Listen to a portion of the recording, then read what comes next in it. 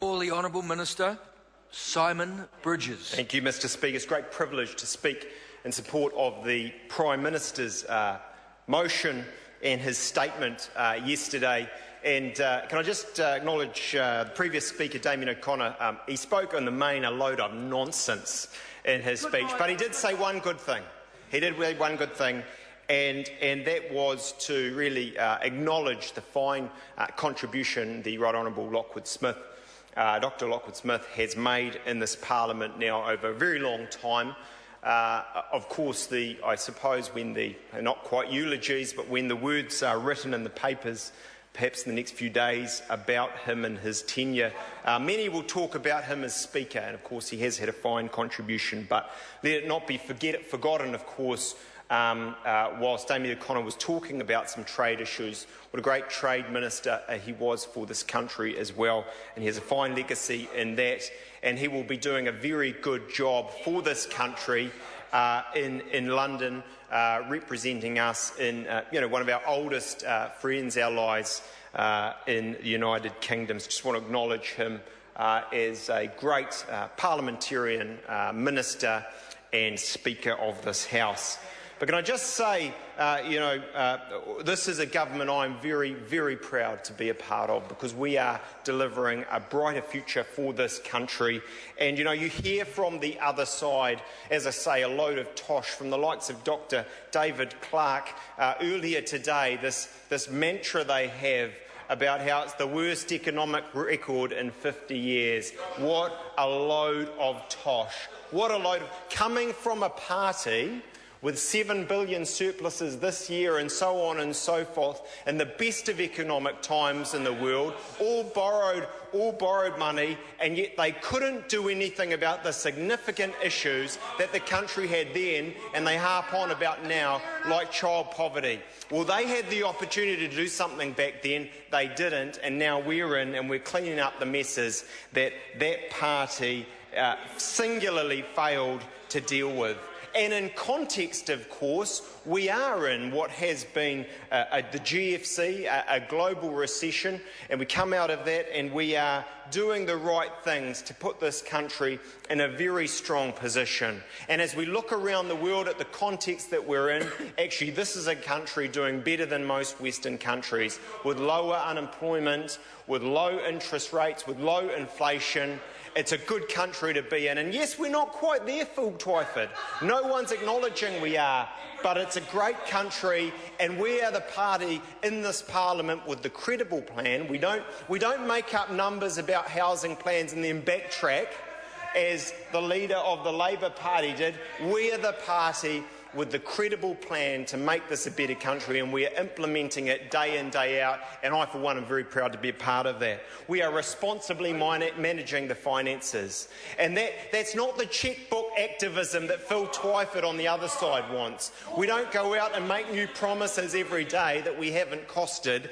Actually, we want to credibly, responsibly manage the finances and get back to surplus, because we know you can't just live in the borrow and spend world that Phil Twyford thinks is a good place to be. No, we can't just have sort of rail plans and bicycle plans and tofu plans here, there and everywhere. That's not the sort of country that we want.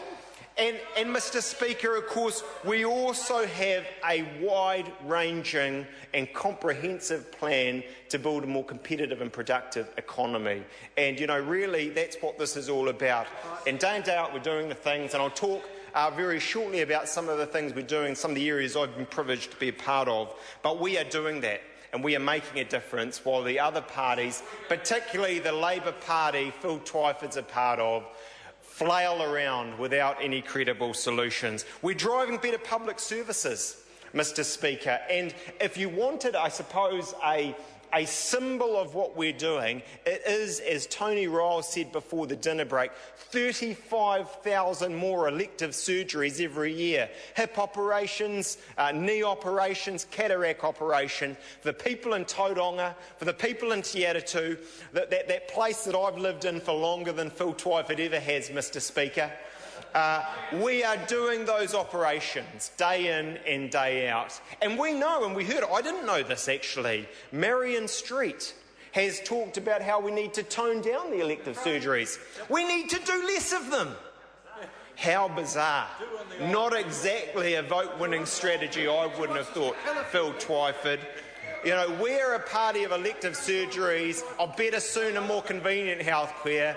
Marion Street's more concerned about her. I make no comment on her euthanasia bill than she is about elective surgeries for people in this country. Well, you know, there's the difference right there, and we see that replicated in health and education. Education, I thought the Prime Minister made an excellent point when he said, of course, the Greens and Labor, they want water quality standards. They want to fetishise air quality standards, and they're not necessarily bad things. But how about a little bit about educational standards, national standards? If we're going to have standards in water, in air, how about, this is radical, I know, how about we do the same for children? How about we do the same for children?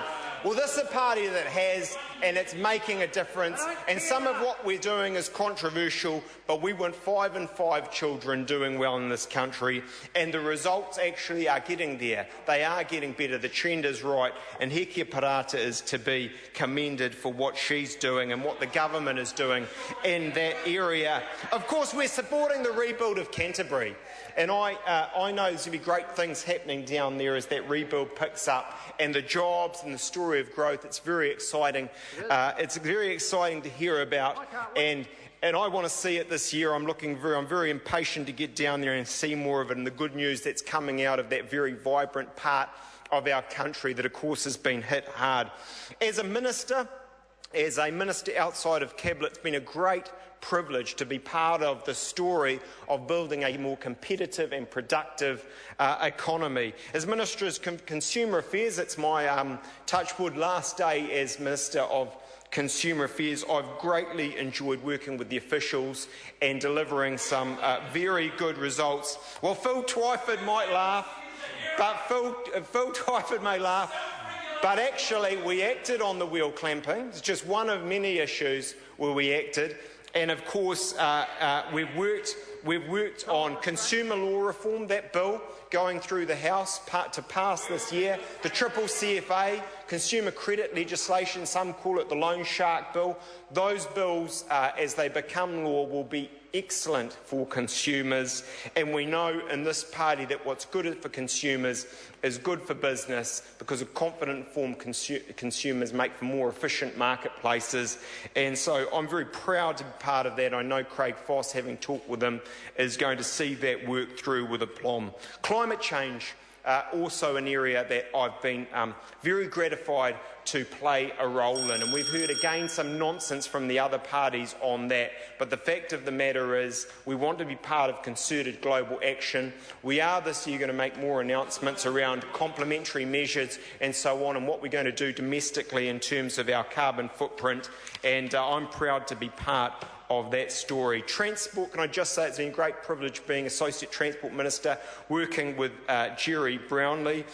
Because I'm running out of time, can I just say on the warrant of fitness reform, it's going to save Kiwis time and money. And Phil Twyford shamelessly, Mr Speaker, came out against it because he wanted to be on the One News with me. I know that, Phil. I know that, Phil. Order. Mr Twyford, member for Te Atatu. But the fact of the matter is that is a popular reform that is helping to make our economy more competitive and productive as money goes from that area into other parts of the economy and jobs are created where they should be. So it's been a great privilege to be part of that, to be part of the John Key-led government. And can I just finish by saying David Cunliffe has entered the Parliament.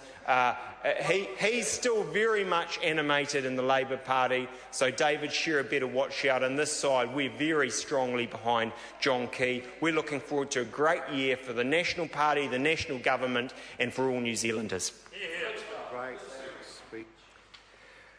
I recognise the honourable